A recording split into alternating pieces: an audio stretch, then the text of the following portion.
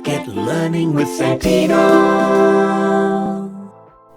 Hi everyone, it's time for a quick burst of maths. We've been practicing Subitising, and that's when we can see a number of dots without even counting. So let's practice our Subitising using dominoes. You'll quickly see some domino dots for a very short time. See if you can see the two chunks on the domino and then combine them for the total. Are you ready? 5, 7, 9, 12,